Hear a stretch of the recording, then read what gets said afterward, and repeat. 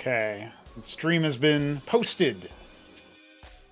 And I even kinda sorta have Restream chat up now. That's kinda sorta. Kinda sorta. So we'll let our players and viewers filter in here a moment. We'll be going on and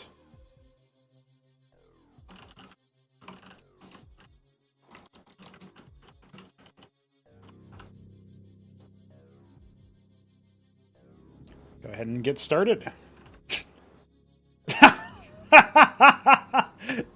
We already have some parity. DF picking 1, Enoz also picking 1. Well, obviously they have to pick a different number.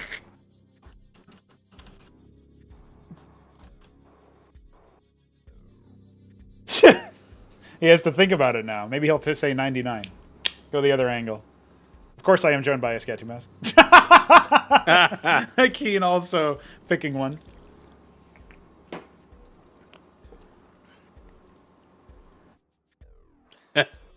Wow. Ain't that a play? Imagine my shot.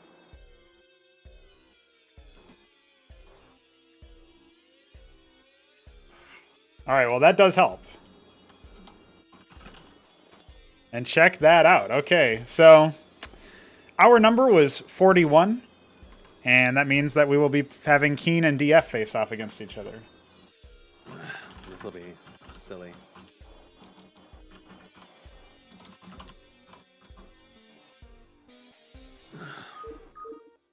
Check it out.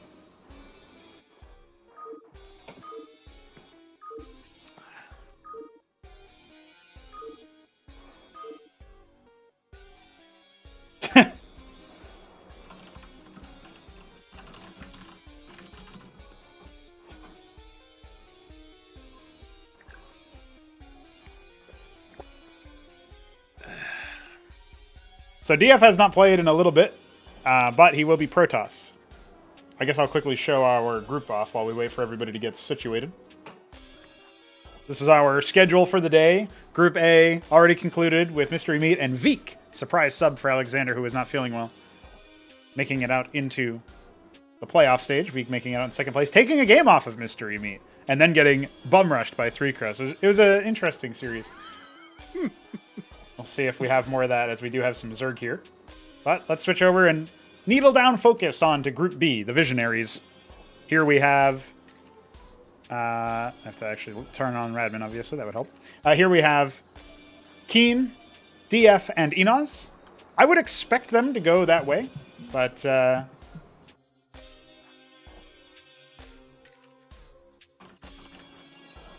I would expect that maybe Enoz will have something to say about that. He is playing on a laptop, so it's a little bit... oh, no. A little bit awkward. Is he using a touchpad? I hope he's using a touchpad. I think he's got a mouse, but he does have... Every now and then he hits the Windows key, and it just breaks everything. Because his screen is too small to run in 2x windowed mode, and he hasn't tried CNC draw. So that will be awkward for him, but I'm sure he will pull through and give us some interesting I tried matches. playing Brood War on a Pentium 4 laptop, and it performed worse than my old compact M Cyrix 2 from the 90s. Oh, okay. I don't have a very high opinion of laptops. Yeah, I don't think they work out super well.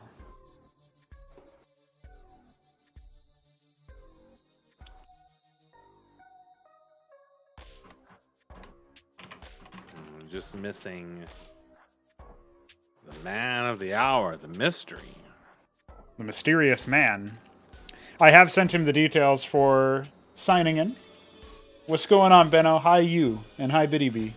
I am also excited to see Keen in action. Benno B. Now, again, we did say earlier, we speculated, has he even played the game? Well, if it's any consolation, he only installed it right before the group. So... He is gonna have a rough time, I think. Hey, there he is. He managed to make it in. Brood War players can be tech savvy. Who knew? Oh no.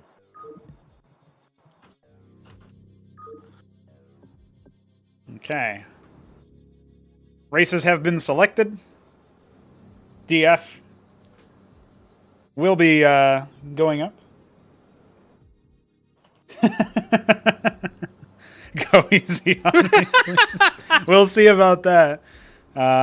We'll wait for Keen to type R or ready or anything like that. This will be DF's chance to cheese the shit out of someone. Yeah. He tried to engram cheese me and he wasn't quite successful.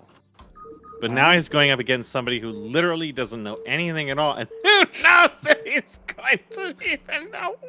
Yeah, we have no idea what's going to happen, boys. This could either be incredibly traumatic or it could be incredibly traumatic. Look at him. He's trying to split like a Brood War player. Doesn't he know that we improved splitting? What a goober. Anyway. Okay. Well, we do have Keen in the bottom left. His wrists, huh? Yes, yeah. Keen is in the bottom left. He's the Sun Glow Zerg, a color he's never seen before, against the blue Protoss of DF in the top right.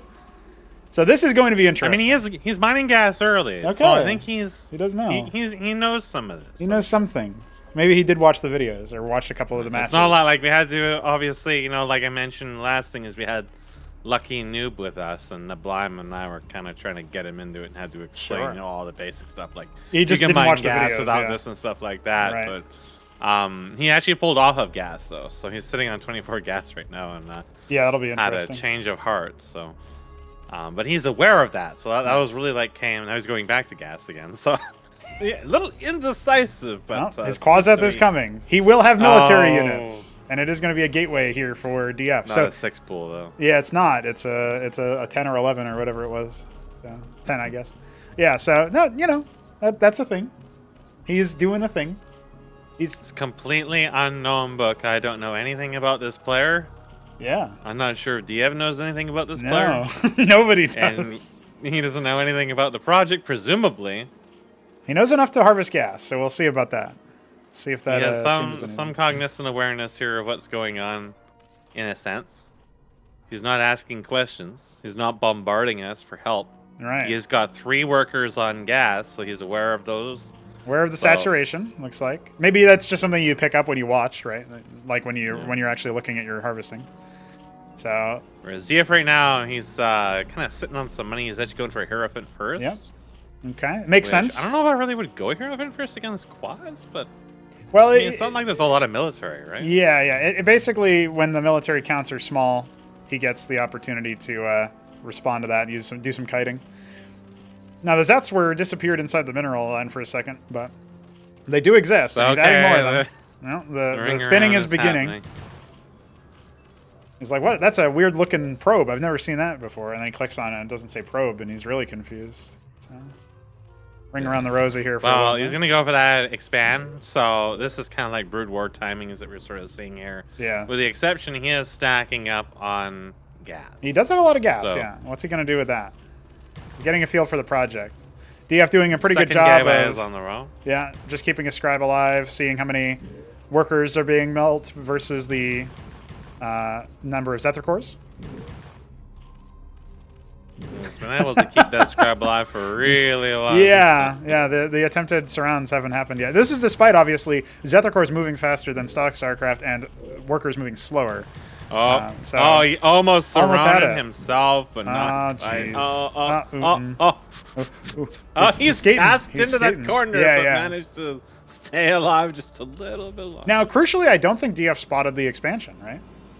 So he never left the base, right? So he got to the corner, but bumped away from the corner. I think if he had actually gone another, he might have spotted it. Right.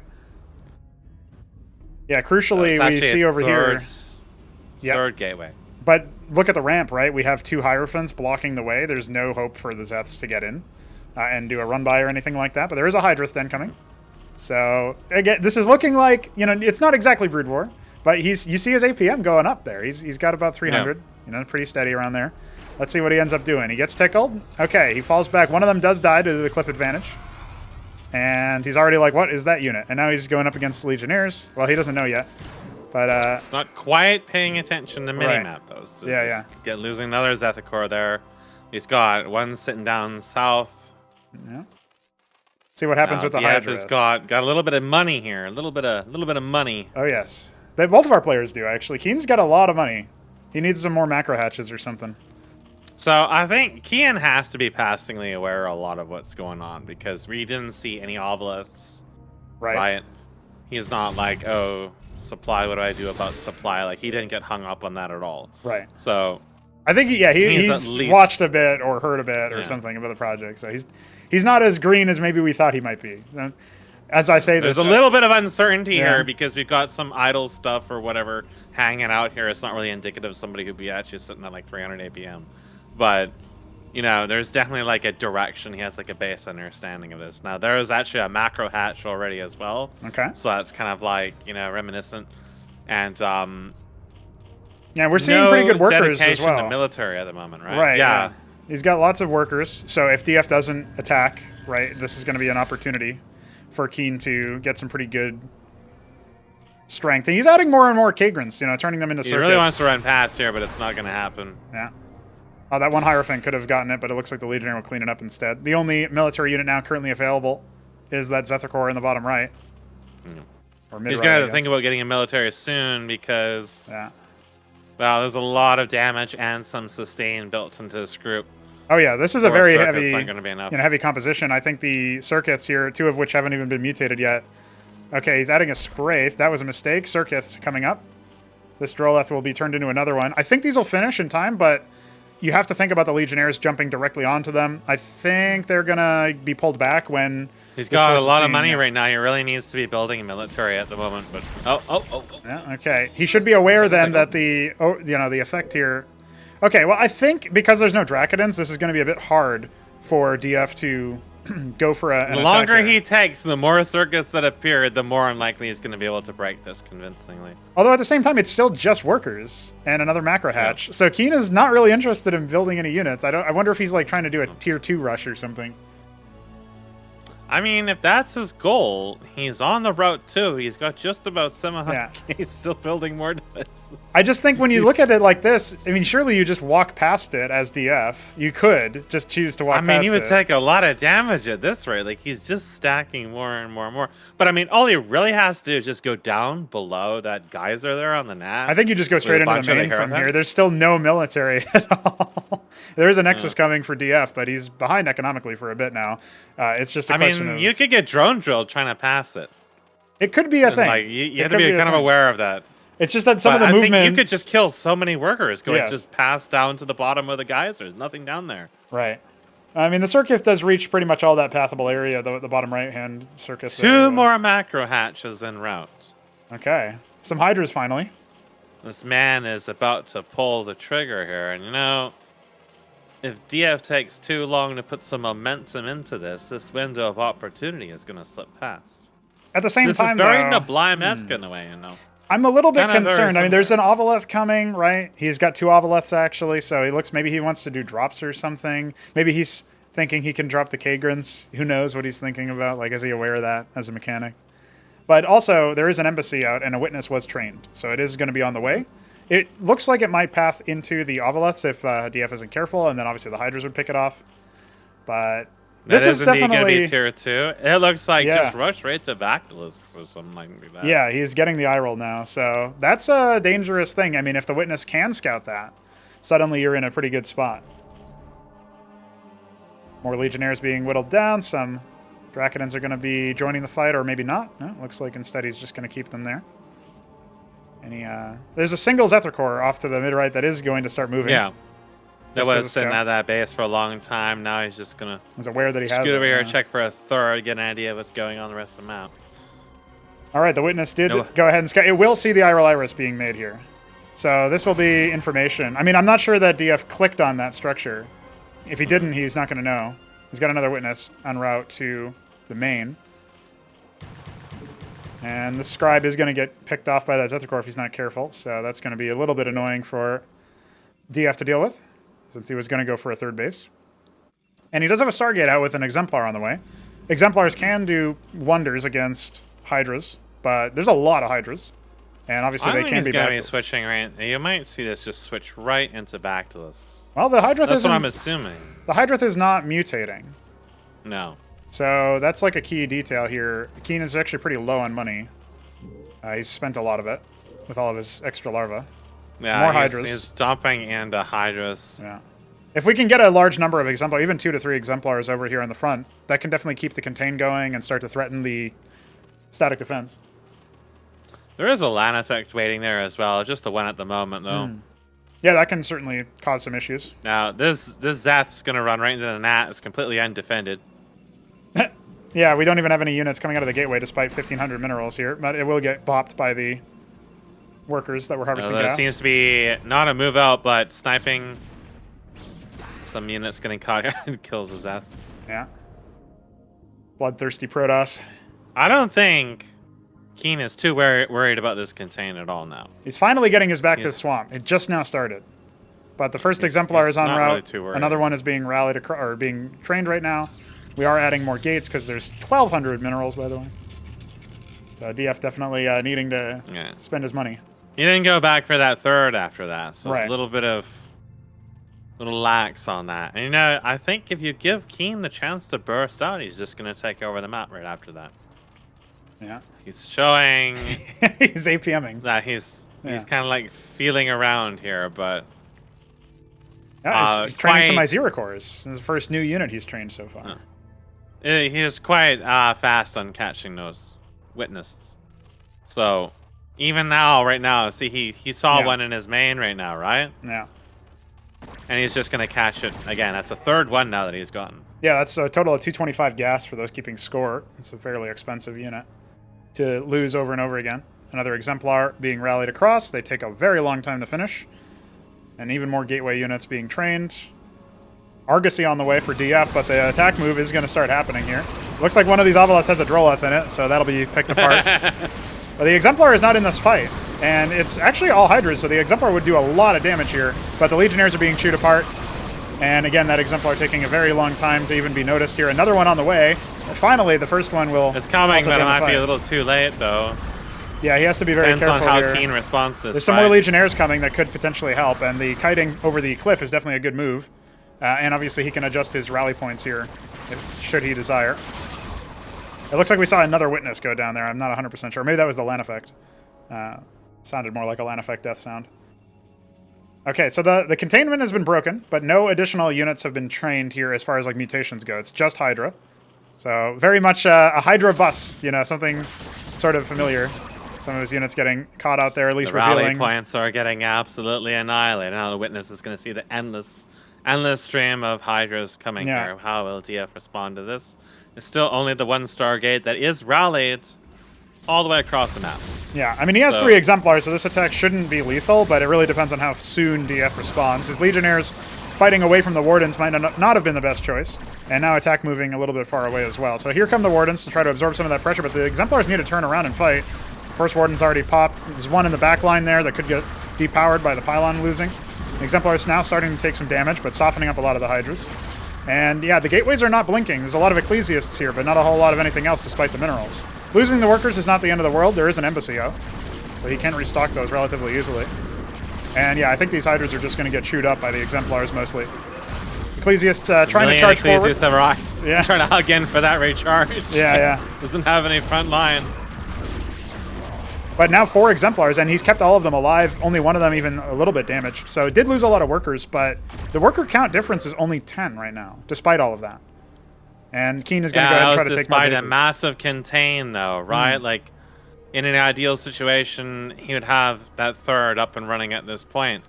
Now Keen is immediately switching out. We can see 2 more bases coming. If he's fast at saturating these, it's going to be quite difficult. I mean, his natural is not that well saturated. So yes, he could have a little bit more income here, but we're actually seeing the Spire coming. He's also getting a Kafralosk in the main, so experimenting with what that has to offer. Might be seeing some Bactylisks there, or something of that sort. This witness spying what he thinks is probably those Hydras into Bactylisks, right? Right. So yeah. I feel like if he had like not attacked and then switched them all to Bactylists and then attacked, it might have actually just ended the game right there. But he may not be like really aware of that at this moment. So we're definitely seeing that he's got some of that macro starting to ramp up, but otherwise still unfamiliar. But I think DF is in a bit of a trouble spot here. He has to kind of like take advantage of this situation as much as he can, because I think it's quite clear that this player, if given the chance, is going to be too difficult to control. It really will depend on how well he saturates these bases. I mean, he's got 3 Droliths on the top, and only one's actually mining at the moment, but he's bringing some more over there. So as long as those core skills are strong, kind of like Nablime's. Well, I think he was. He might have been under the impression we had like auto rally or something because he rallies onto the minerals a lot. I don't know if he also does that in Brood War. But we have another move out potentially manifesting here as a whole host of Legionnaires, an Ecclesiast, a couple of Drakedens as well. The Gateway Army looking strong, but no more coming because of the low mineral income. DF could go for more, but yeah, that Witness spotted out this base. There's also the concern that DF doesn't even know that another base is existing, so a lot of minerals are going to be coming the way of Keen, and Mutalisks are mostly mineral heavy in this. You get 2 per egg, they're 200 minerals a pop and 75 gas, so they're cheaper on Vespene than they were in stock StarCraft. And if Keen, is anything but he's a Zerg player, he's high level in the ladder, that's what has been reported to me, you're going to expect him to have pretty good Mutamicro. Mm-hmm. Especially when you can just borrow any unit. Because even without mutas, is skiths. What does DF has that deal with skiths? Just a handful of Drakenens right now. Almost all of his army otherwise is entirely anti-ground. Yes. If the skiths catch his exemplar, might take them a while, but they will kill them all. So he's definitely going to need some more mixed forces or some more dedicated anti-air. And I don't know if he even knows that at the moment. No, I don't think he does, because, his Witness has been scouting the third base, or what he thought was the third base, but in reality is the fourth base. Another one just arrived at the third. So he's got eyes, peeping toms in a few spots. But there are 14 skits and counting, 32 Hydras. No tier 2 units, and he hasn't really made anything out of the Kafralosk so far. Starting to add mutas. This is where we would like to see Empyreans out of the Argosy. We actually see Vassals being added to the field.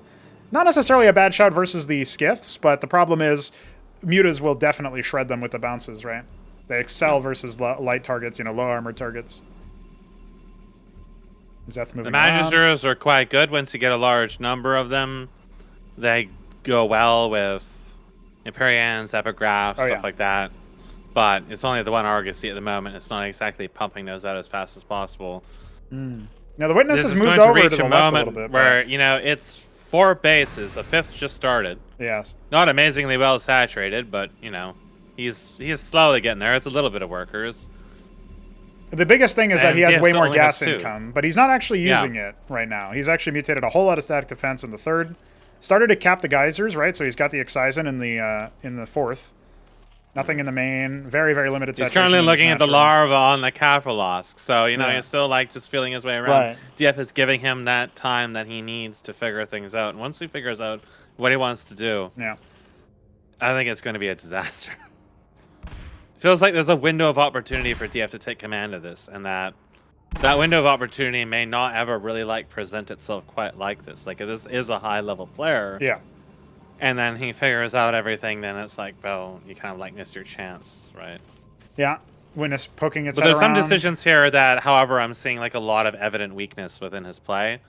Regardless of the unfamiliarity with the project, his main is completely undefended. Yes. A Reaver drop would devastate it.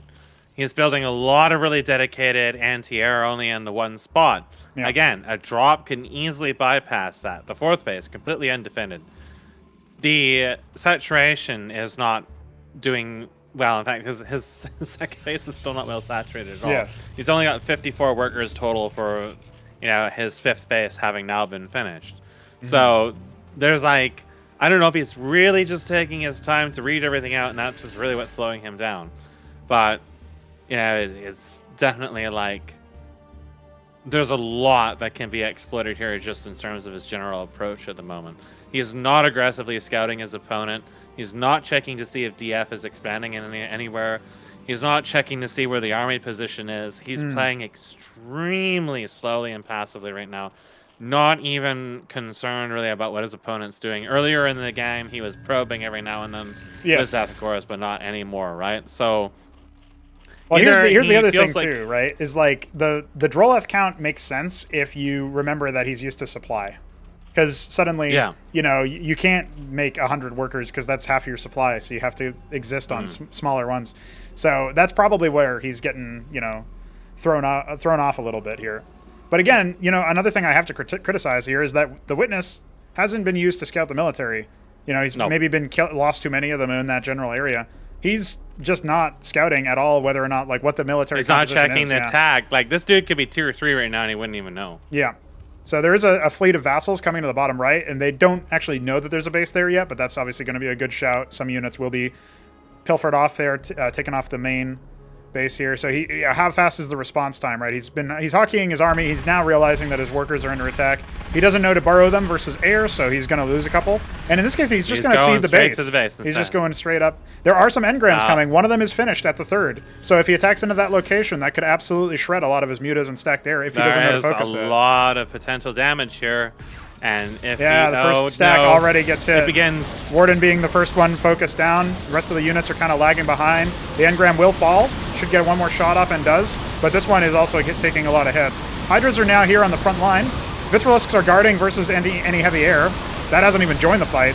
And a whole host of mutas, right? 18 mutas are here.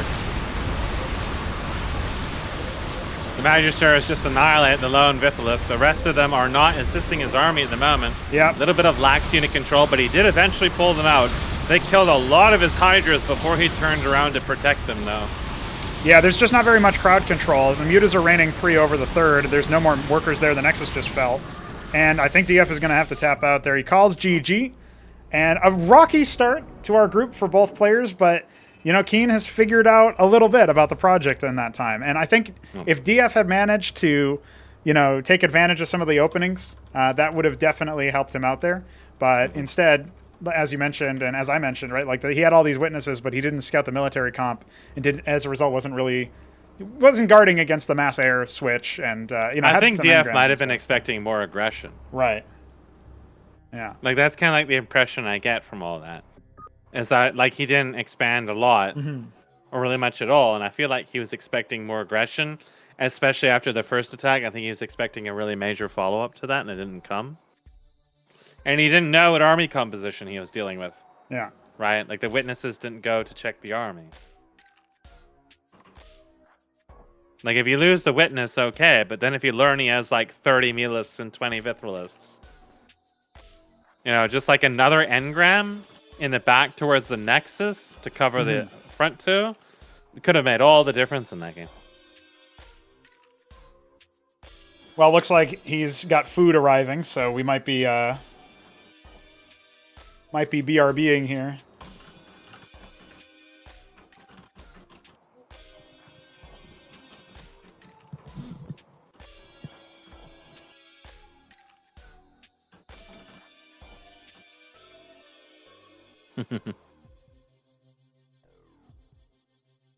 Situ was selected by needs Enon, his egg rolls. So, of course.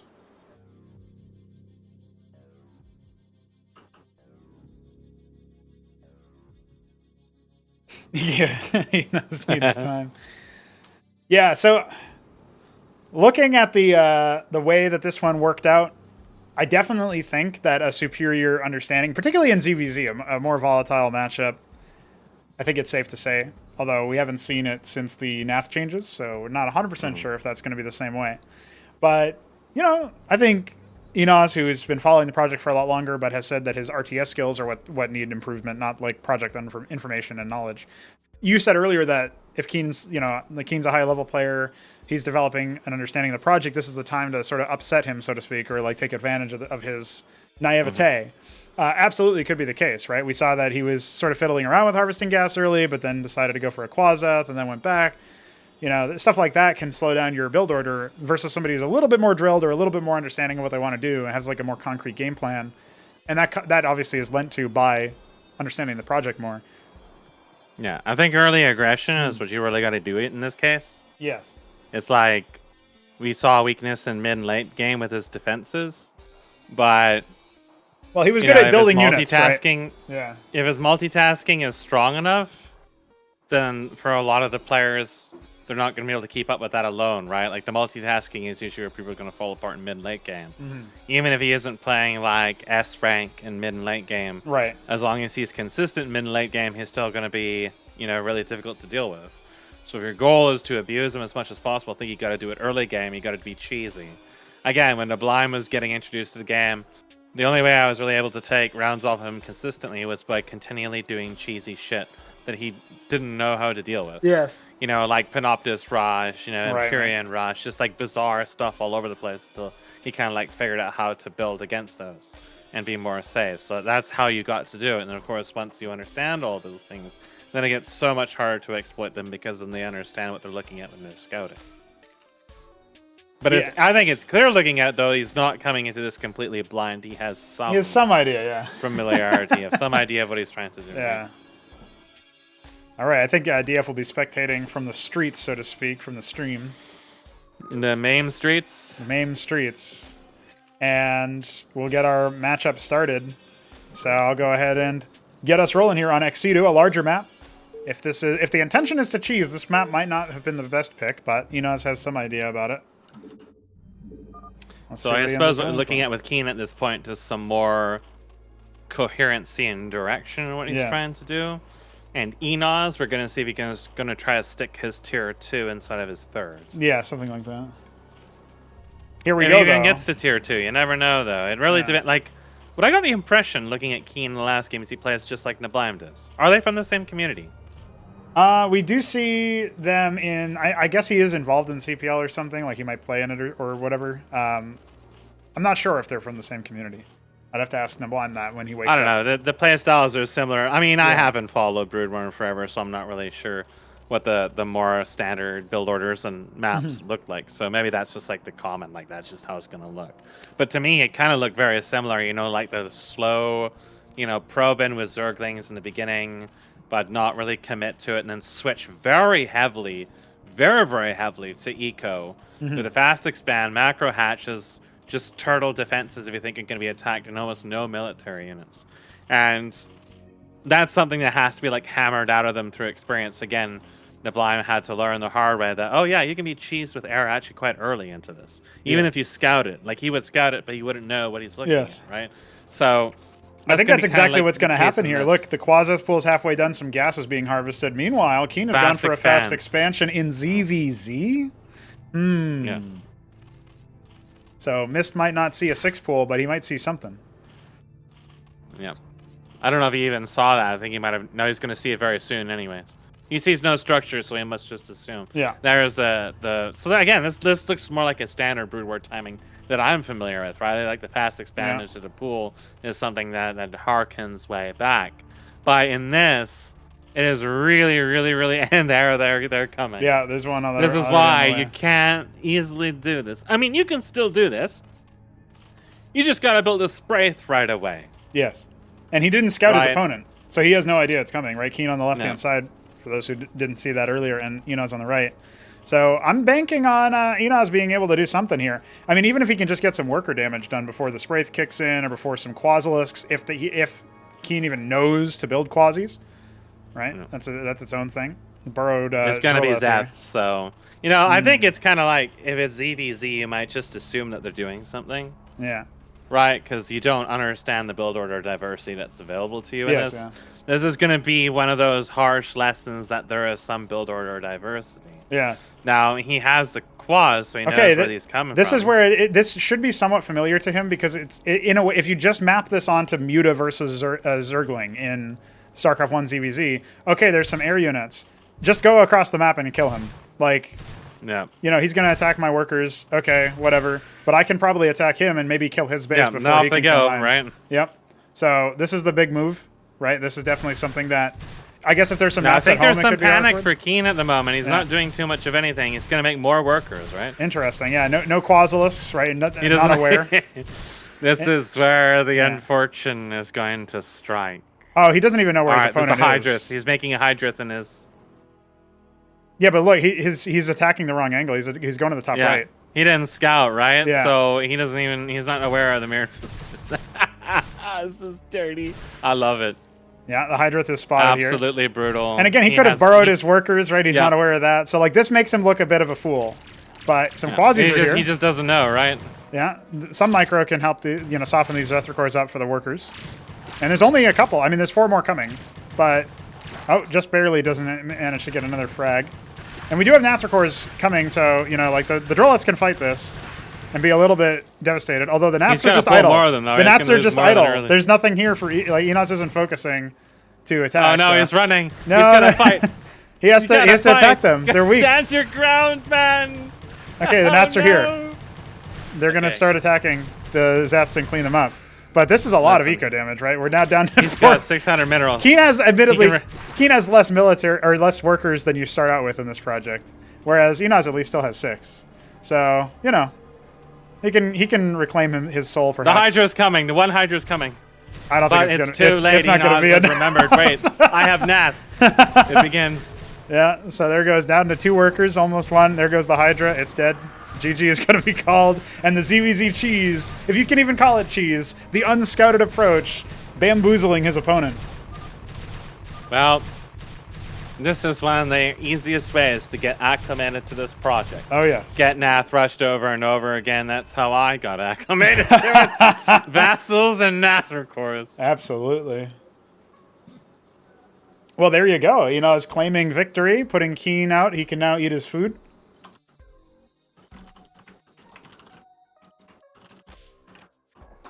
And yeah, maybe that's what really crippled him in that, because the egg rolls were just too damn good.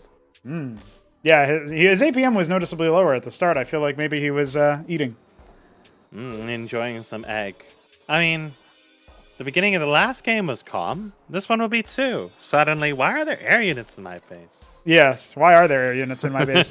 Well, Keen is in the chat, so I'll quickly tell him. You have burrow from the word go, and you can just burrow your workers to avoid pain. You can also, obviously, build a Spraith colony without needing an Evo chamber, because Evo doesn't exist, so Spraith is now what Spore used to be called. So, getting that out would have been helpful. But yeah, going up against a fellow Zerg who's actually been playing the project and knows that you're a little unfamiliar, Enoz did you dirty there. He introduced you. Expect to get cheesed a few times. Yeah.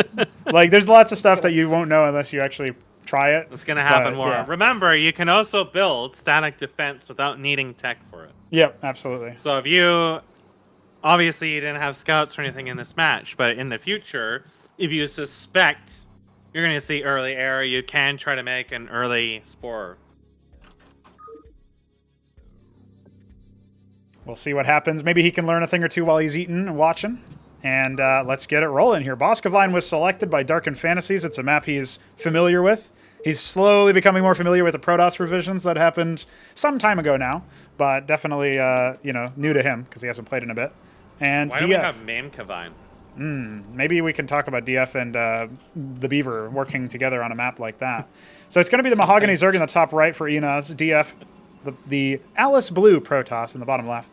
What are we going to see out of Enoz this time around? He's going up against a player who might have superior RTS mechanics to him, but also knows the project a bit more. So he can't necessarily succeed in the same way. And crucially, we don't see a 6-pool. Can you believe that? That's a shame. Last game, there was a lot of weakness from Enoz in how he responded to the Zets. Oh, yes. Big time. He needs to be a lot more decisive about confronting them. They did so much more damage. Like, if there was a world in which Keen pulled out of that Nav mess, he would have been able to pull out because he had 2 hatcheries just sitting there that he could have used for larvae. And he would have been able to build back his workers eventually, right? And then, like if he had been able to hold off any further aggression, he just would have been in a stronger position. And all that comes off the back of, like, the Drolet damage, most of which was really not even necessary. So I think that, I was kind of, really, panicked a lot in that early on and just kind of, lost track of everything that's going on. Wasn't sure how to really respond. So it's that was definitely a scary moment. I actually thought he might even lose there. Yes, I was worried that just the counterattack if he forgot the Navs for long enough to get Keen a couple Hydras up, but he was just so far behind from the worker damage himself, since he didn't burrow them. He just kind of let them get killed. If he had known to burrow them, and then they just, even if he lost half of his structures, if he had 4 Hydras out, it would have been a very different game. Oh, he leaves the scribe. It survives. Yes, 3 HP. Oh. Can you believe it? That's 3. He really wanted to 6-pool DF, but he did commit some time. Oh, it's going to even get a worker kill. Oh, it's running. See, this is. I mean, he could just attack it. This is where Enoz could just let the default unit behavior work in, but he's very scared of the scribe. He's terrified now. He doesn't want to lose it because scribes are very scary.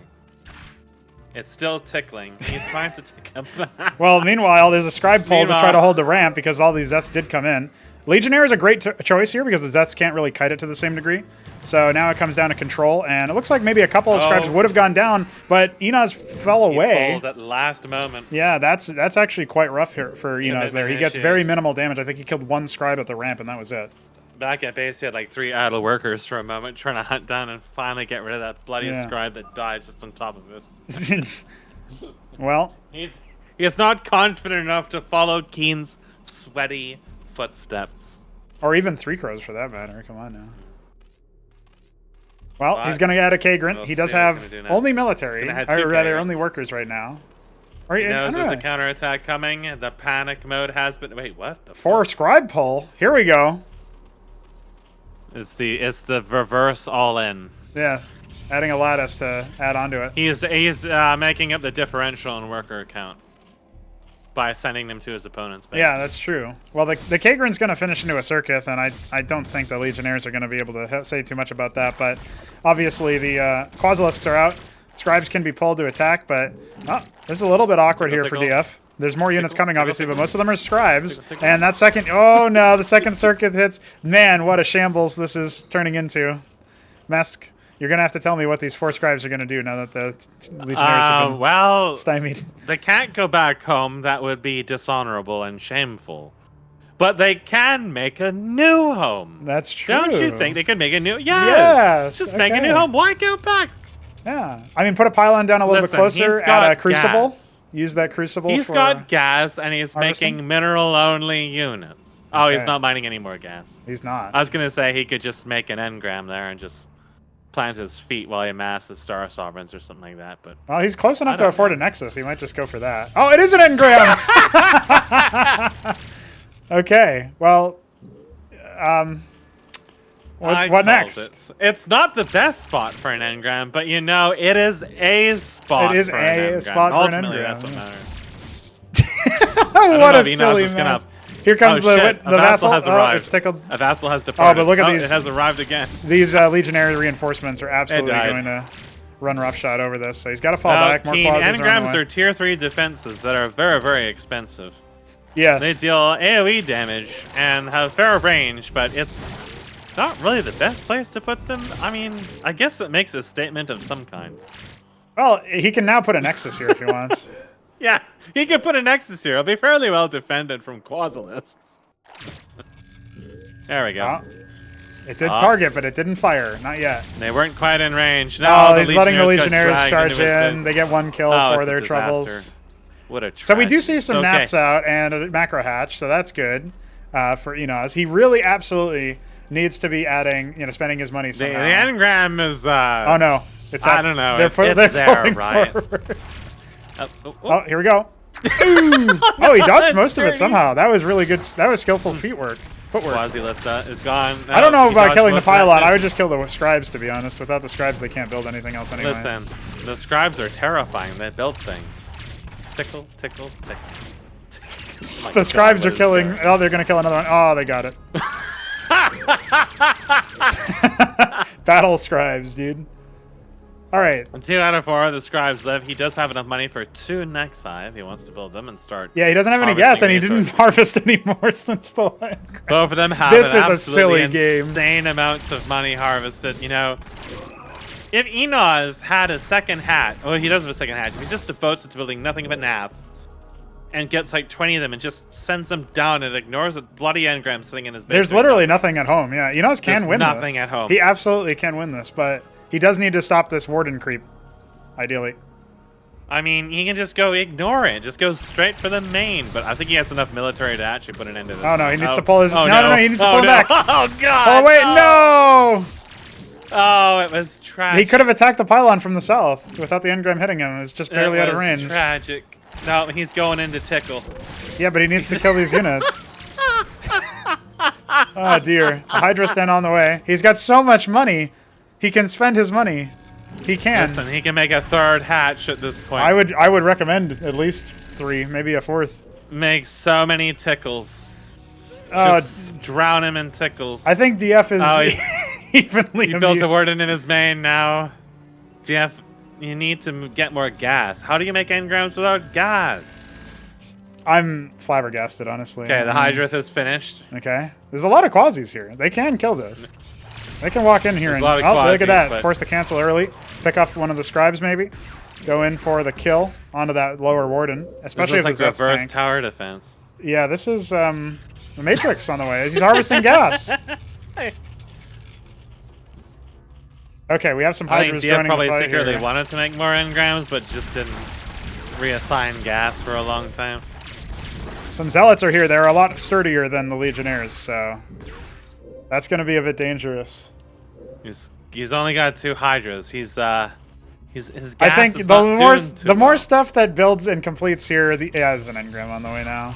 This is disgusting. The Matrix did receive an That's HP beautiful, buff too. as well, so I'm afraid the tower creep is real.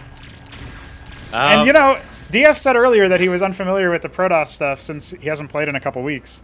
Listen, But, all you need to know is engrams. yeah, admittedly that is true, but also he's not really giving himself any practice. He has no idea what anything does still, you know what I mean?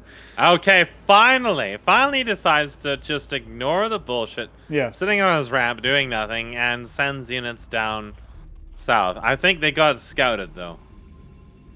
I'm not Like, sure I think about you would have that, seen them go actually. down. He just needs to defend himself against the military, and, you know, there's like the Kagra spreading blocks building placement, so that alone is going to help him out here. The Nats are going to tickle this Nexus. That's going to buy Yeah, but enough the engram time. will outrange any defensive structure he tries to build any closer. This isn't the most valuable of targets he could be going for at the moment, but he does have more on the way. Diev has to pull back his vassals, which have already proven to be ineffective against Nath swarms. Yes, and more of them are coming, although admittedly we only have 10 right now. That Nexus is buying some time, but that's allowing a Matrix to be opened up. The vassals can try to defend the Warden, and that will give the Matrix enough time, I think. I didn't catch if that was canceled or not. If not, That was canceled. Okay. Some units are being tickled here. More Nats being sent out. Yeah, he really needs to be careful. He's getting a with how lot he- of fatties, but they're getting tickled into here. The next... Oh, God. Yeah, he needs to pull his units back a little bit there. Losing an Azir core isn't really the end of the world, but especially with all the minerals he's got. It's an investment. He is getting a 3rd hatch now, but the crawl is on, and another engram is on the way as the Naths attempt to fly into DF space just as the Matrix finishes. Now, there still are some pretty good ones. 4 more on the way. He should be focusing onto the static defense there and does actually focus down the Matrix, but he loses so many units in the process. Only barely gets the kill on it. He traded like 80,000 Naths for the Matrix. He wanted to take them. He needs to stop getting pulled in. They keep growing. There's so many more. He just needs to put his units on hold position and then build more. He needs like a 30,000 deaths and just spin all over, eat the shots from the engram, and then focus it down with the Hydras. You know, this entire time he's been mining gas with 5 workers. Well, on the one thing. He really needs that gas. Well, there's an Oveleth here. I wonder what that's for. I don't know. Oh, the engram is within range to attack the Hatcherosk. This is the most disgusting way to win a match, I think. I mean, we just saw 6 pools. Horrible. But this is rude. This is the Protoss version of 6 pools. No, he attack moved and then they got drawn into the engram. Oh, Jesus. Oh, it's all over. He's saying, fuck it, I'm going to attack that engram anyway. And he does do some damage to it. About 18. And G. Yeah, G. but all My goodness. all of his dudes were all bunched up, so they just got eaten. Oh, there you go. DF killed 73 units. That's about as many And structures as he built. constructed- He built 33 structures. 33 structures and lost 1. Which was that Matrix. Now, this is an awkward time because I don't think Keen knows any of the maps, and he's about to have to pick maps. So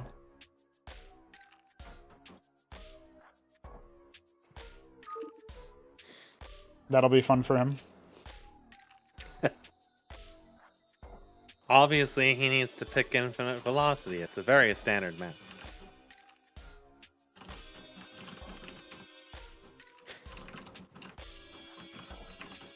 I mean, it's almost a standard map. Oh, he so selected long Death as he- Spiral. I wonder if that's just based on the name or if he actually knows the map. Maybe that's the. Maybe he watched the really long match. Oh, Shambler joined just to say hi. Bye. Not your group yet, buddy. You gotta wait a couple hours.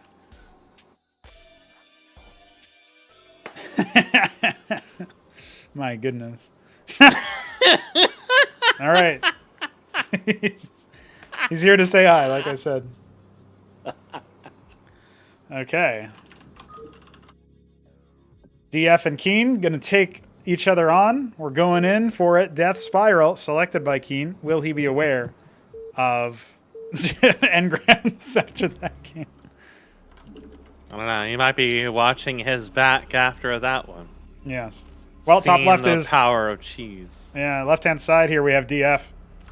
What is that color? Is that glacial or is that more Alice blue? It's glacial, It's and white. he's going up against Brass Zerg. That's Keen. Mid-right here.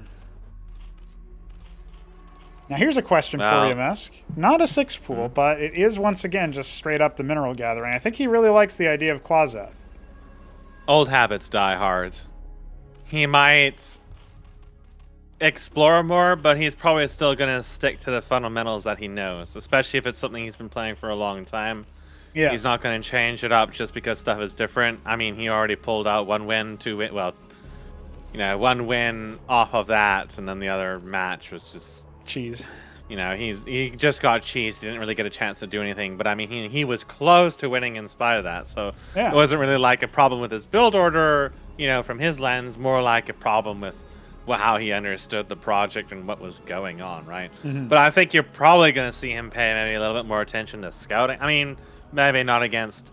Oh, he misplaced his Hatcher Ross. Oh, my soul burns. My soul burns. There's a gateway coming.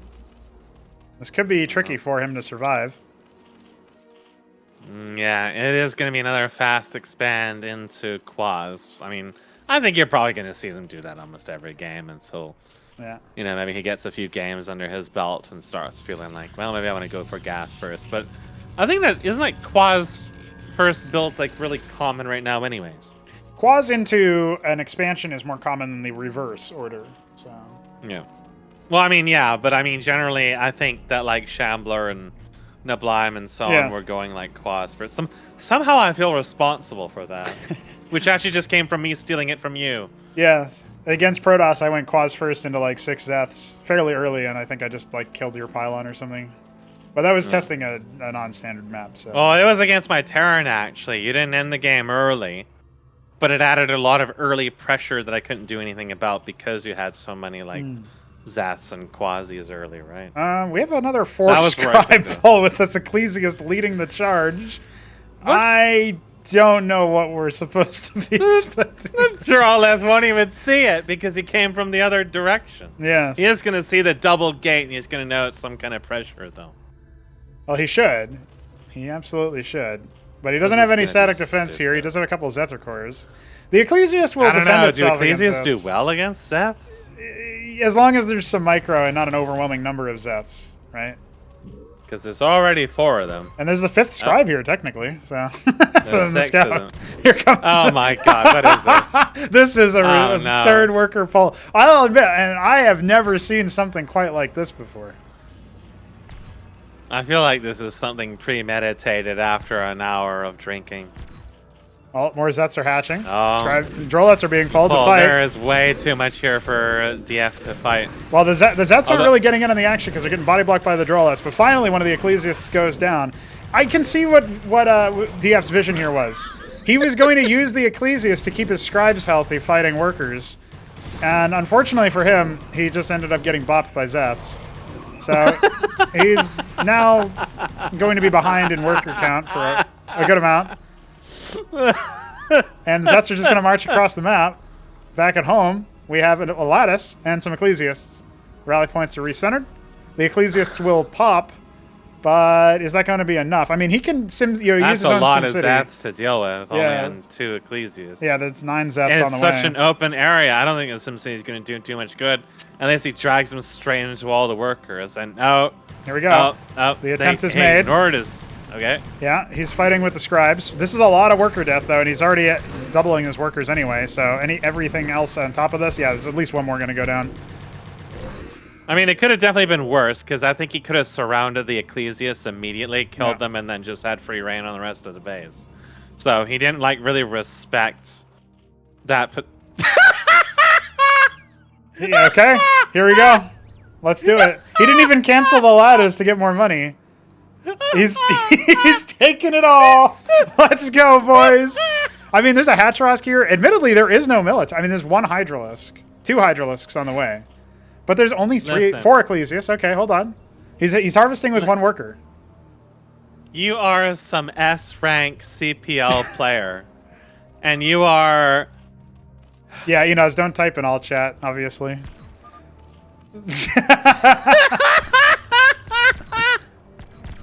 Listen, you are some S-rank player.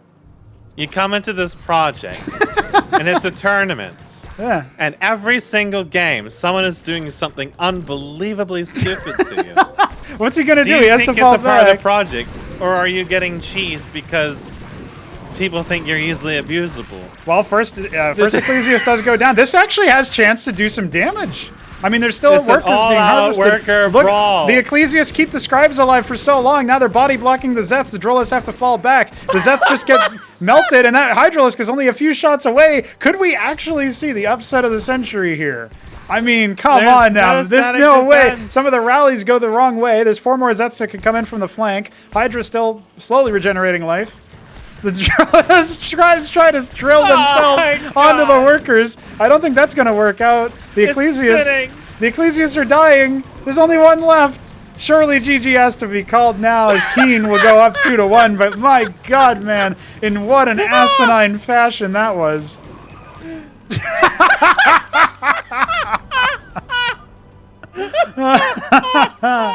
Oh my goodness.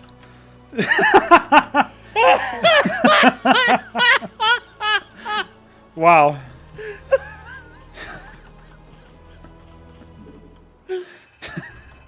My goodness. All right. Well, you got to follow that one up somehow, you know.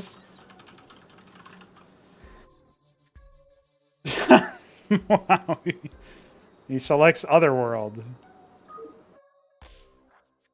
What is even going on in this? I think people looked at Kian in the first set and were like, how do we outdo this genius of a man? Well, I just like the fact that he pulled everything and actually had a chance, potentially. I mean, it didn't seem like it really was a chance, to be honest. But well, I mean, I think if he didn't go into the mineral line to get drone drilled, he had a chance of dealing quite serious damage. I don't know about ending the game, because all he had to do was just... Like, even if he lost his main, he just built like 2 circuits in his NAT. He's basically untouchable. But there was definitely a chance for some serious damage to his NAT. Or his main, rather. But yeah, once he got drone drilled, it wasn't possible to get the magic regeneration working, right? So, well, we'll see if Enos can cheese his way through this as well. Maybe it'll go all, like, complete loss against DF despite all of his best efforts. And somehow Enos will cheese this poor man down every single match instead. Keen's doing it. Keen's doing it. He's had enough of this shit. He's doing it. He's figured it out. Somebody DM'd this man. I guarantee you somebody told this man about 6-pool. Or maybe he's just that good. Maybe he's just like, fuck it, I'll do it. I've done this before. Oh no. I don't think Enos can do it. Now, the one saving grace, do you realize that this map is right side spawn? If those Zets go to the bottom left-hand corner because he thinks this is XY symmetry, that may give the chance over. But at this stage, we are going to see a Hydrith. I mean, it's going to be a long time before any Iziricors come out, but that would be the obvious move. Or Skithricors, I guess. Yeah, 6 Zethicors. No, he scouts correctly, too. He knows. I mean, Keen at this point, I'm not saying it's a lock, but Enos already showed that he's not very good at adapting to Zethicors in the mineral line. And his Hydrith is not going to be done. The Zets are going to spawn in. I mean, does he even know? He didn't even see it. He scouted them. Well, his camera wasn't there. Right now. His camera wasn't there, and he sees the completed, quads. What is he going to do? Back at home, you need a Kagran started. You need a Circuit. You need to be able to, drill on top of it and defend it. But there's nothing starting here. Nothing's happening. He doesn't realize. Oh no. He doesn't realize the election is already lost.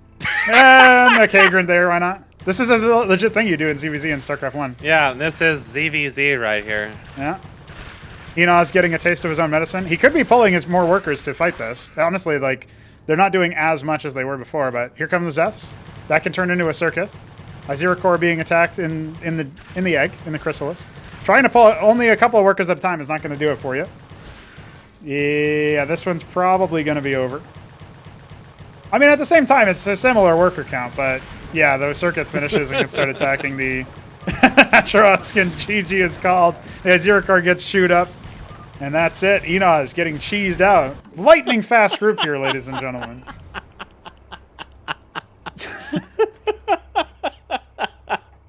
Kian, what have you done?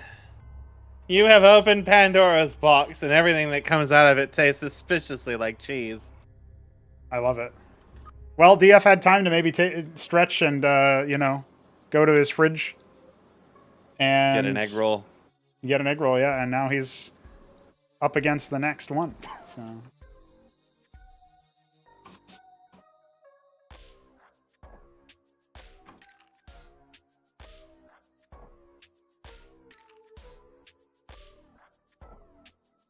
Now that can happen. That is a very all-in strategy. If you don't expect it, you will get slapped. Keen, you stay on because you are currently 3-1, I believe. Yes. So you need one more win here. One more win qualifies you to playoffs in first place. Haven't had time to exhale yet. Yeah, exactly. Absolutely vicious cheese in this entire group. This is a group of cheese. Yeah, this group name is called the Visionaries. And it's living up to its name. Visions of cheese. Yes. Yeah. I don't have that much water left over, and I was starting to worry that I'd have to, you know, BRB in the middle of the group. Doesn't look likely now. Well, I just opened a bottle of water. Now, I will say that, oh yeah, he's asking for a map preview. I mean, all of this is available on the website, but some people don't know where that stuff is.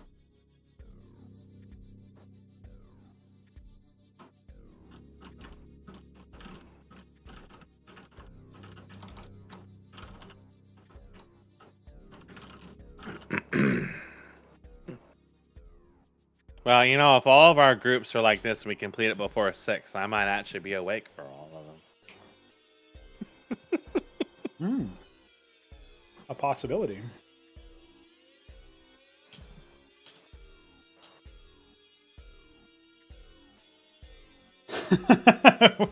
Oh man, poor Enoz.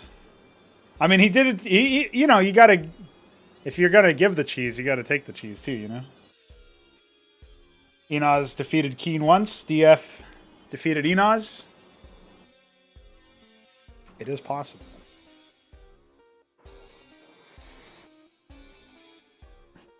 Yeah, the response there would have been an instant Circuith and then trying to defend it while it was mutating. As soon as you see the Quazeth up and so few workers, you know you're being six-pooled. But as people do that more often, that will become more obvious. Okay, I was just about to say that in the past, DF has been a fan of infinite velocity for the macro maps, and indeed it was selected. I'll let Enoz join if he wants to, but make it snappy. All right, there he is. DF needs to R us, and we'll be good to go. Make sure if you're watching the stream and playing, you're not watching the stream at the same time. Oh, okay, he's going to the bathroom. Defeated by a bowel movement. Annihilated by a bowel movement. Excreted by a bowel movement. That's one way to put it.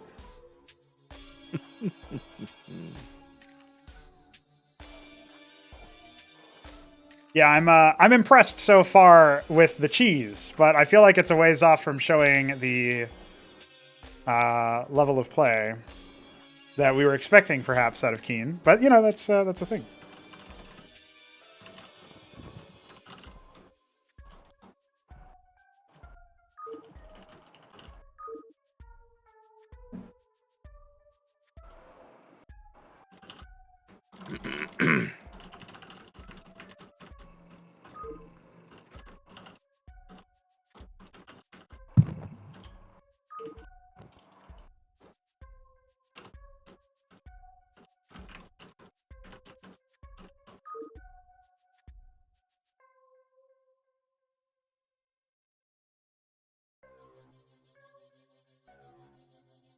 What's up, Beaver? Welcome.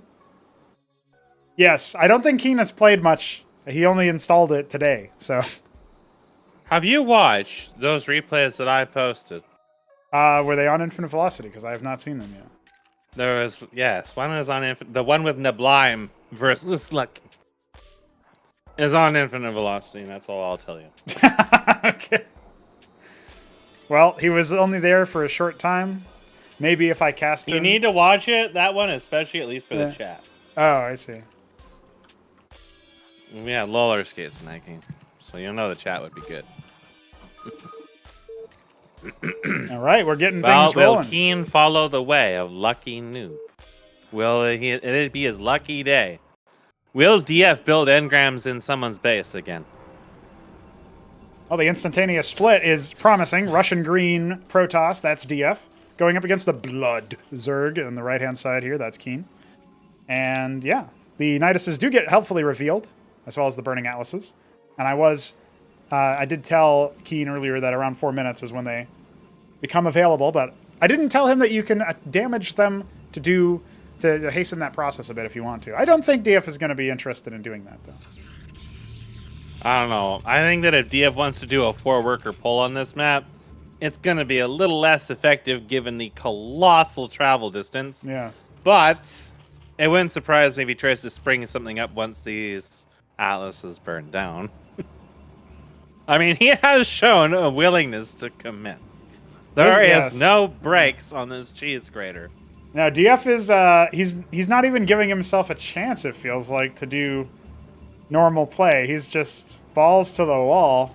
I mean, in that last game, it was just, I'm pulling fucking everything. Yes. And he pulled fucking everything. And it had a potential to do something, but got a little too carried and graded himself in the process. It'll be another fast expanse for Keen before any structure, no gas. So it's probably just going to be another quaz at some point here. Okay, Will DF actually lattice. give him the satisfaction of a standard game? No, it's a lattice. You know it's going to be vassals. On this map, they are pretty reasonable.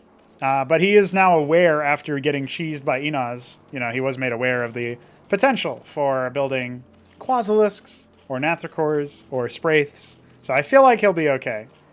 I'm curious as to what is going to happen with this scribe. Is he going to start building something up here? It will be scouted by Keen, so... Yeah, I think he's going to be a little bit more wary of the random scribes wandering around now. Yeah. You know, it's like the whole meat thing. He's being preemptively trained for any potential matches against some meats. Meat may not be turned, but he has shown that he's willing to also commit to proxy bullshit regardless of how committed it is. Yeah. So, it's double lattice. It's actually a sim and not a vessel. So, this may be the only time this group sees something that even remotely resembles a real standard game, except for the very first one. Yes, it's quite possible. Like we might start and end on standard, but everything in between is just like liquid cheese. Well, Scribe is being only chased. A handful of Zeths this time. He doesn't commit hard to Zeths on this one. Yeah, I mean, I think it's probably due to the long travel distance. He is sending out. This will be his first scout of his opponent, actually. And this is going to be entirely unfamiliar units, right? The Simulacrum, the Goal, everything that the Lattice trains is totally new to him. He did see some vassals in the last game, but whether he clocked them as far as what they actually do remains to be seen. It's fortunate that it's not going to be... he's actually making a Vorbacore, but he's very fortunate it's not mass vassals because he has nothing to deal with that at the moment. Now, what we see here is this when Zeth goes into base and sees nothing, it's going to start tickling. Yeah, he's even going to get a worker kill here, I think. Oh, no, he was on attack move, so not quite there. But he was going there to destroy the Atlases, actually destroyed one of them. Yes. I thought he was going to commit to that, but now he's pausing. He might be thinking there's more Zeths behind it. There are, but they're actually quite delayed. Yes. Which might bait him into moving into this Nidus at the worst possible opportunity. He's going to need these golems to fend this off, and they're not going to be in the right position. Well, adding a Warden and another redundancy pylon is DF. And another Warden. So, I mean, if he can hold that off, that might be a good sign. The problem is... They're going into the Nidus. Yeah, they are. And it's at the worst possible time. He does not recall. He's going straight for it. And he's not training anything out of the lattices. These should be vassals, to be honest, but... First Warden under attack, not cancelled. Second Warden under attack, not cancelled. Oh, Golems in the main, slowly tickling workers to death. They do splash damage, remember. And it's just workers back at home as well.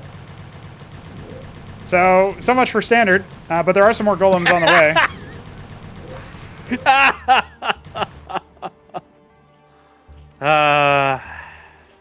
Yeah, he's Infinite velocity gives us what MAME Street can't anymore. He really needs to try to keep that golem alive, but it's not going to happen. And he's lost his last worker. The pylon going down. He's got enough money for another worker. Here's how he can still win. No, the golems are being bitten to death. The golems are getting tickled to death by worker. Oh, jeez. Needs to use that full shield one. Pick off some of these units, but needs to pull back between shots. And it's not going to happen. They just got eviscerated. GG is called. And Keen will qualify in first place. Only dropping a single game, and it was to Enos. Sign of things to come, perhaps. DF almost wanted to do it standard, but surprise, it was me, Cheese. It turned into, like, effective cheese because they just walked past each other. Yes. It turned into a very ineffective base race. I think Keen is going to come out of this absolutely bamboozled, wondering what the whole point of the gameplay is really supposed to be, with every single game turned into something absolutely insane. Oh dear. That was very silly. Well, at this level of play, when you're not super familiar, that stuff absolutely can happen. We're heading into Nightfall for what could be our final match here. Either DF will be 2-3 and require a second match to confirm, or Enos will win here and qualify to playoffs in second place. So I'll type that out. By the way, we could go the full distance. If DF wins this match and then loses the next match, we will need, I believe we will need a tiebreaker at that point. So that could go the distance. I'll just go ahead and type that out real quick. So DF, if you win this match, we go to a decider on Nitro Valley. If Enos wins, he qualifies to playoffs.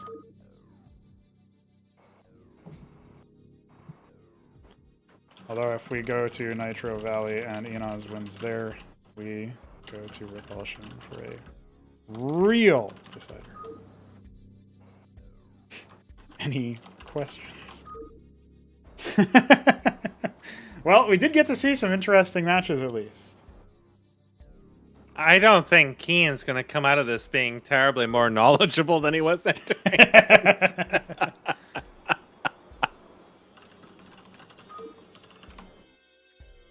The most he really got to experience is like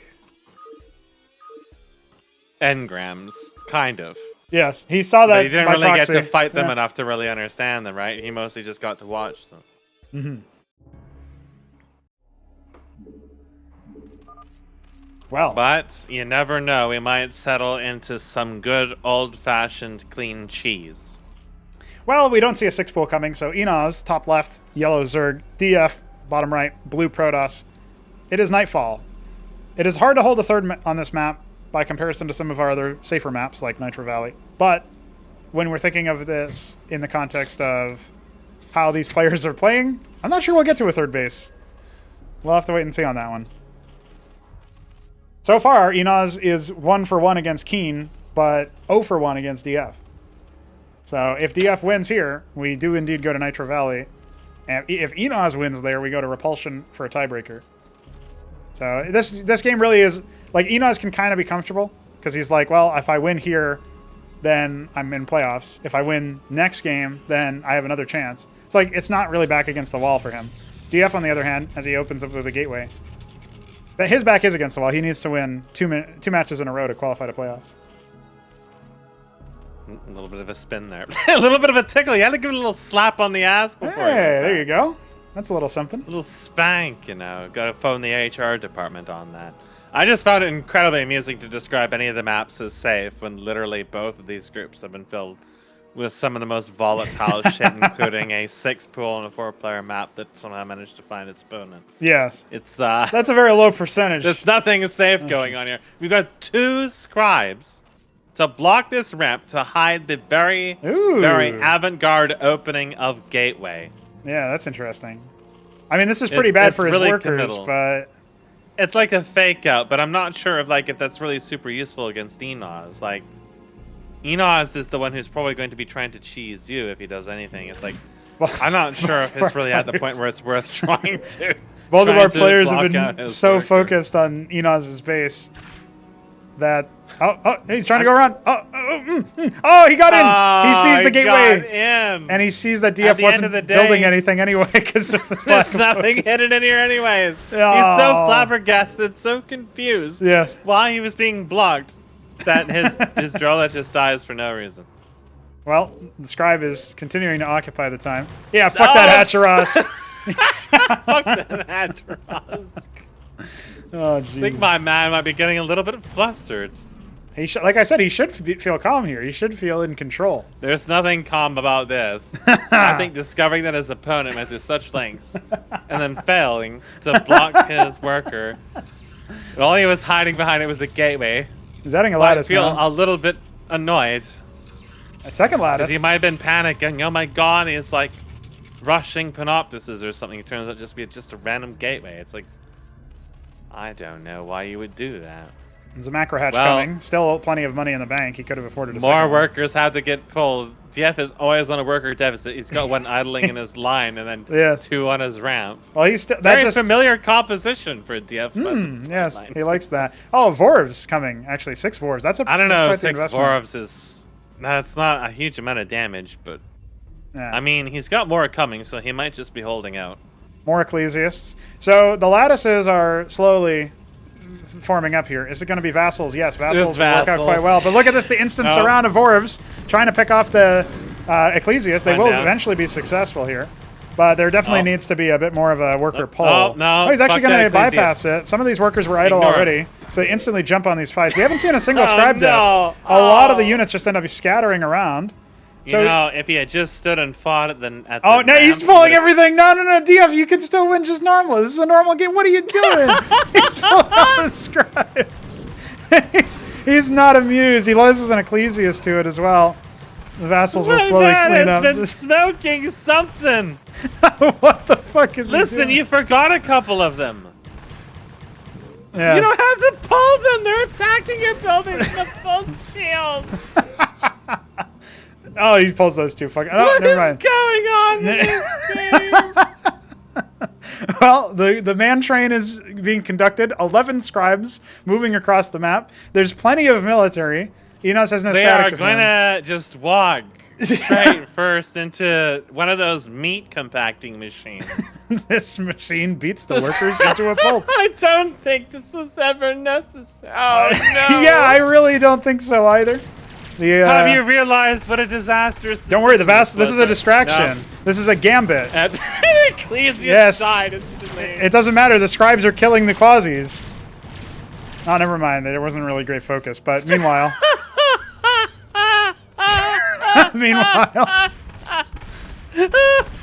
Vassals in his face. They're tickling him. He can fight the quasis. It's just one. 2 of them. Yeah. What's he doing back at home? He doesn't really have any units. His Ecclesiast is marching back home gallantly. Another one being made. Sim's on the way. 2 gnats. He pulled all his tickles back into his main, but they're at his gnat killing. Oh, he's coming now. Oh, here come the gnats. He's realized he's been hoodwinked. Okay, but does DF respond? DF is not responding. His vassals are on the way home. Oh, they're biting. They're still even on workers. Oh no, Enos goes ahead by 1, but his gnats will die. He's building a Spraith colony in quite possibly the least useful location he could have picked. Oh my god, I'm gonna piss myself on this face. Jesus. I'm so confused. Then they come the vassals again. They're gonna just attack that. Oh shit, they just slipped right past. No, you his can noble kill that. It's one defender. quasi. Just kill it. Yeah, fuck it up. All right, kill the other one too now. No, he's intimidated. Oh shit, another one appeared. He can still fight this. Listen, vassals do not lose to quasis. Turn around. Look, he's chasing you all the way. Oh, jeez. I can't handle it anymore. Stay with me, Mess. We have to get through Listen, this. He's pulling the one by one. DF, you can't send scribe all-ins if you don't make more scribes. You've got to make more. He's amassing quasilisks. This brings us back into the old days with Shambler. There's just nothing but tickles forever. You remember there was a time in ancient eras where quasilisks were horrendously overpowered and you could just build nothing but them. Back when there were these little derpy black things you almost couldn't even see half the time on the tile sets. We're back to that age now, except they're just a little more tickly. Oh, here they come. Back again, killing one of the workers, and that's it. Down. No, just kill. There's 3 of them. You got 7 vassals. You can just kill them. There you go. One of them off. You ever heard the terminology death by 1,000 paper cuts? This is more like death by like 10,000 tickles. Nope. I don't even know if harassing workers is too effective here, considering Enos doesn't spend his money too well anyway. He's just like wounding them. He's just like emotionally traumatizing them. Why are they going all the way back to the corner? Idols on the way. That's going to be great versus the comp. Just build a Spraith. No. Build it in the line where it's useful. Oh my god. Enos is getting absolutely completely tilted by this tiny more vassals on the way. Collection of fucking little planes that just keep peeing on him. You remember the video of like no! Oh no! Flew 2 of them over and they instantly blew up. Not well. He does have replacements. And it's still, I can't believe this replacement that really ruined you. I mean, he really wants to protect his tech. Like the 7 vassals could annihilate his tech in 2 seconds. If he loses it, he can't make more quasilisks. What does he do then? Although honestly, I mean, these vassals should just be in the main mineral line hold position. They should be, but I mean, there's ticklers in there. 1. It's intimidating. He is adding a Spraith to the natural, but it's not going to be there immediately. So I think the vassals will have time to harass the worker line here. Oh, it's coming.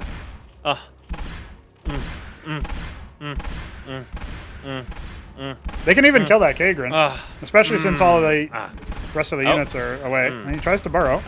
He burrowed. Okay. There you go. All right, the Spraith is finished. The quasis are coming. There are 3 idols. There's plenty of splash here. DF can just sit here for a while. This is going to be a slaughter. Yeah. Oh, good lord. Oh, jeez. Oh, God. Oh, God. Well, half the force is already dead before they even lay a tickle on the Protoss. Well, he needs a front line. He does have his F burrowed over there. He could oh, no, it's going to be witness to something horrendous.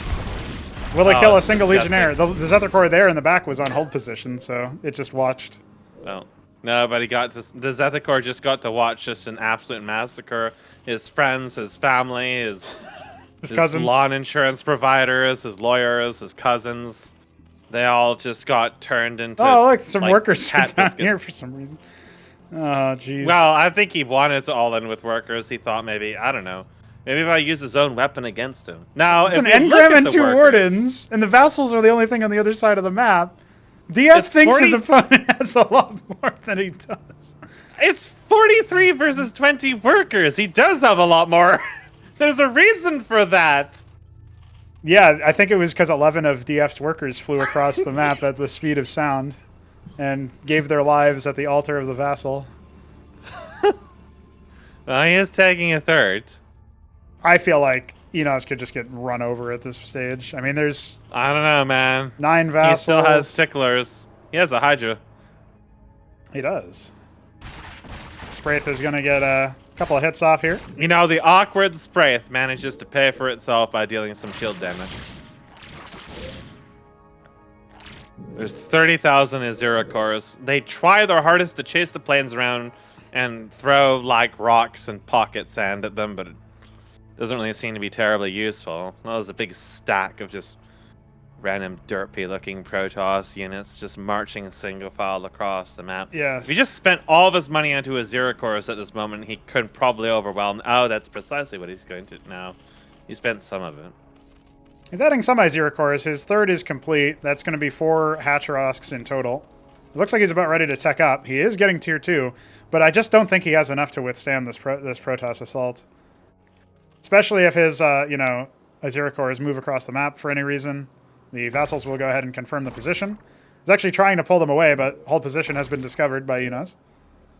And okay, cliff advantage is here. Oh. So those if planes. Okay, it didn't actually happen for the cliffs, but he can still take a pretty good fight here. DF is trying to lure him in, like corralling his livestock with a raccoon. It's not working out. But they don't want to go in. No. He has like no gas. Honestly, I feel He's like gotta get DF some could walk right up here and attack these workers. Yeah, that's exactly what he's going to do. Try to pull the army out of position. And when he does this, now Enos has to move his army over here, and now the rest of the Protoss forces can move into the natural and incur some damage. Absolutely traumatized. Oh, here we go. And now if this ground army moves back, what are you going to do? I mean, the vassals can start tickling you again, I guess. Oh, Which this is one a is great more play terrifying? here. So DF is going to come up the ramp. He spots the tech. What's he going to do? He can now use the Focus that cliffs. Spraith. Its existence is a sin. Well, he's trying to focus down the tech. I don't think that's going to work. It's got Enos too much is armor. accustomed to having his tech in peril. Yes, he's used to this. Now, there's a lot of damage being put out here by the Zerg units. The Protoss are falling down. The vassals here trying to join in the fight. Joins the fight. Yes, it does. It's in the weirdest location ever, but it's killing. Oh, I think this is actually still too much for Enos to handle. That cliff advantage really allowing the Sims to get in on the fight and funnel all the ground units up the choke.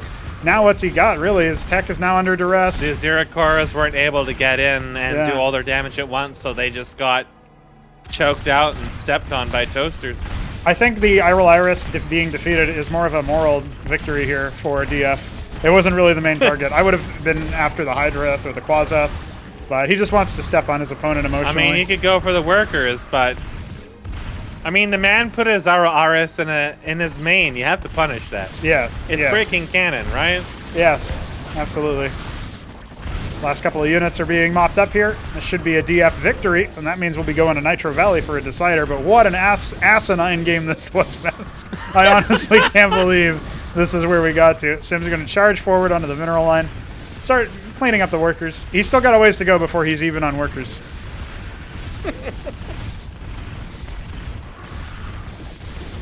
What can Enos do? DF is finally taking his nap, but that Zethicor could unburrow and destroy it. Yeah, that is one way. But realistically speaking, I think... That's one way you get back your revenge against these fucking planes. Yeah. They've done nothing but traumatize you, heckle you, taunt you, all game long. GG is called. DF will go up.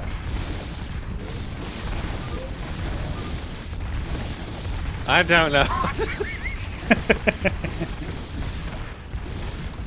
I can't believe that in the final battle, that randomly placed Spraith actually was his sole line of defense. Yes. Phenomenal. You know, reality is often stranger than fiction. That's most certainly such a case. I am flabbergasted that that's what we saw. What? To be honest. Like, did DF like get into the good ganja or something? I don't know why Like, he pulled the scribe. what is this? Pulling half of his scribes across the map when his opponent has just been building military the whole time. Like, what was he going to do? Like, I mean, it was almost effective against Keen because Keen went like a fast expand, super low military game. Like that wasn't not what Enos was doing. All right, so at this point, Either DF claims victory here and qualifies to playoffs with a record of 3 wins, 3 losses, or Enos forces us to a Repulsion rematch decider, where we will see, because both of our players will then have 2 wins. So. Bit of a silly situation. Enos taking a moment to collect himself. Watching these games and taking notes. This is how you contract autism. It is. It is how you contract autism. I mean, there can be no doubt that this was definitely by far the silliest we've seen the game be. I mean, well, maybe that's not true. No, I mean, that last game was that was ridiculous. That last game was absurd. All these games are absolutely absurd.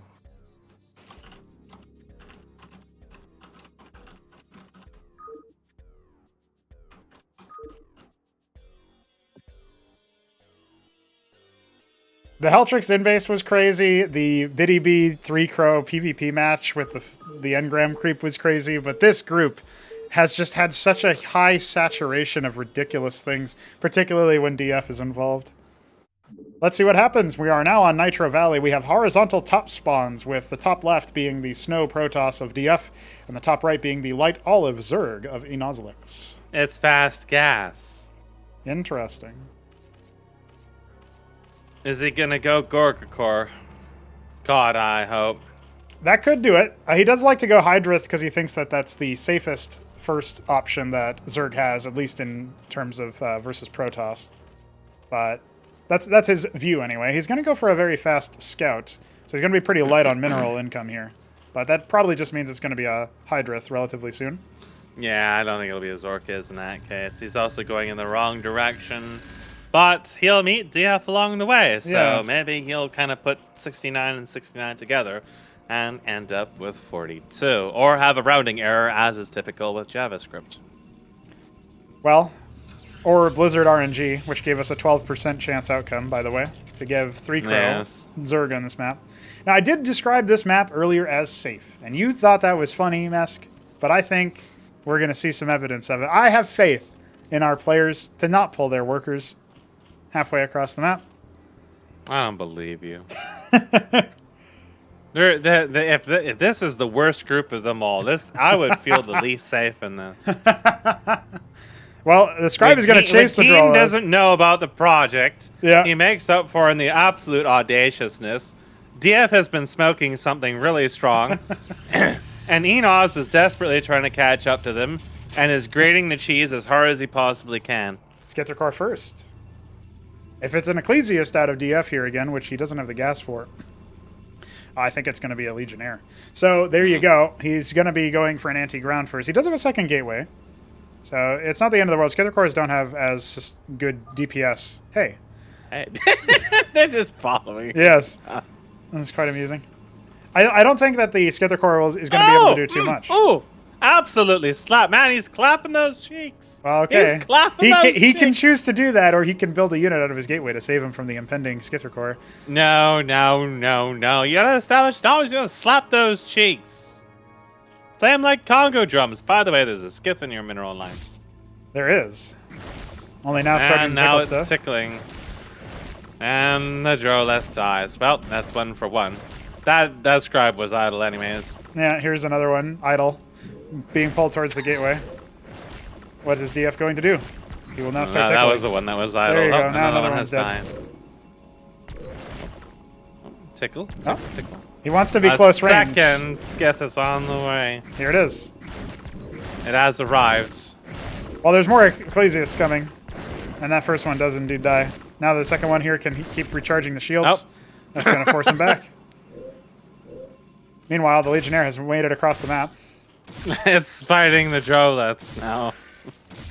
That are chilling out in his bed. Oh. There's a Hydra on the way to answer to this. And the Ecclesiasts will start marching. No scribes, though. Their effectiveness will be thus weakened. Looks like only... I'm disappointed.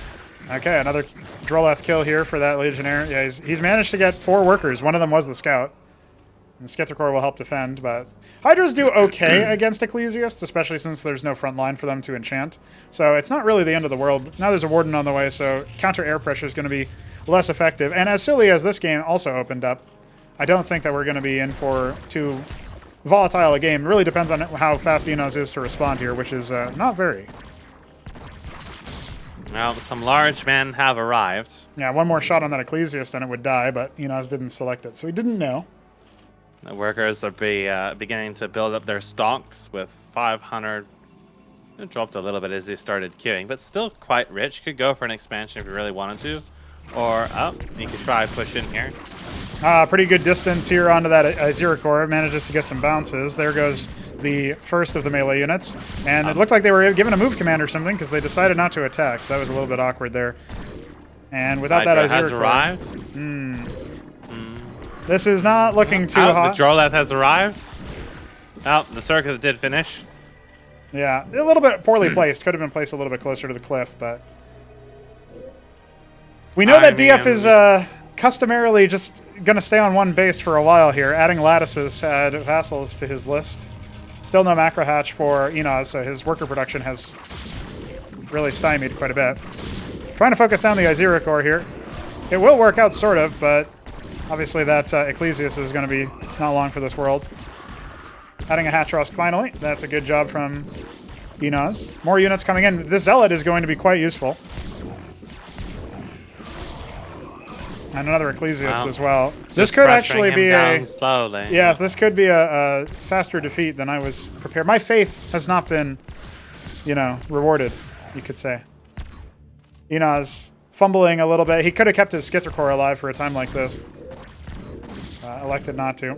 I mean, he still has one, just sitting on that mineral line right next to... Oh, he does. DF's main. Yeah, he totally forgot about that. Everything would have helped, but there's more Zealots coming.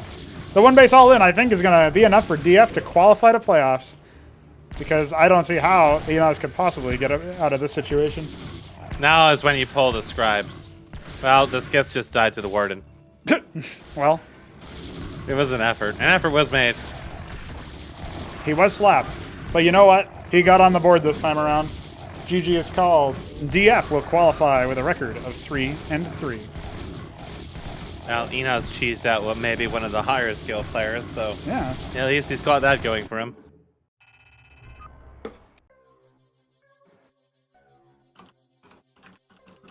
I think the pressure did get a little bit to him, though. And I don't know, DF maybe just had to take a moment to huff more of his ganja and realize, wait a second, those are workers. I'm amazed that DF managed to make it happen, considering his worker pull antics. I would definitely say that, him qualifying to playoffs and having the grace period of the double elimination playoffs format will at least let him maybe have a bit more time practicing up and getting familiar with the project. But more worker pulls. I don't know. I think DF versus Kian is going to be quite the match. Hey, well, we'll have to see. Because that would just be the battle of Tism and cheese.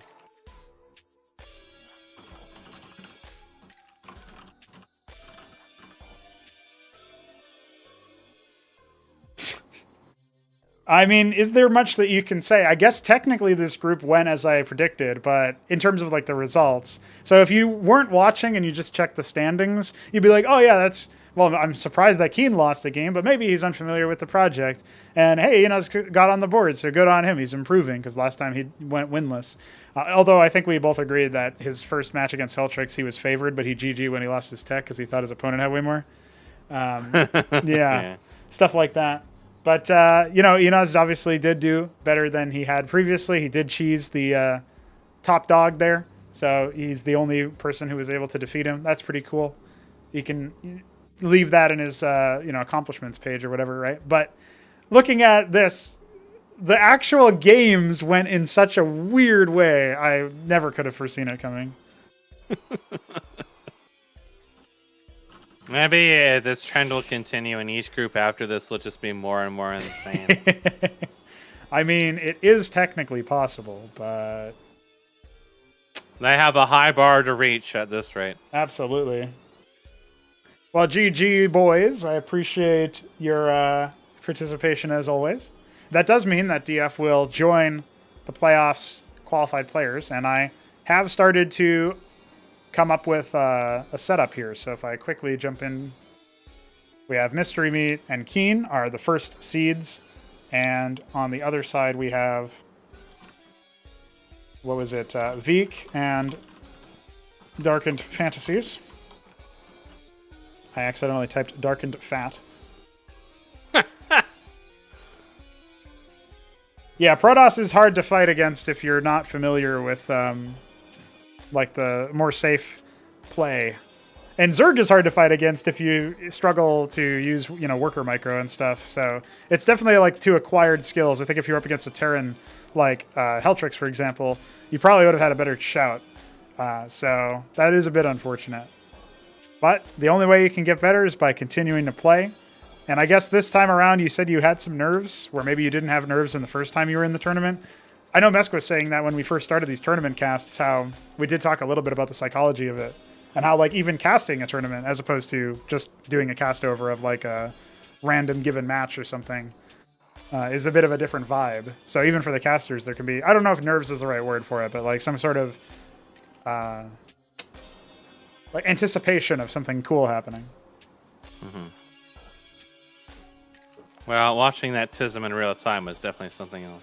Yes, absolutely.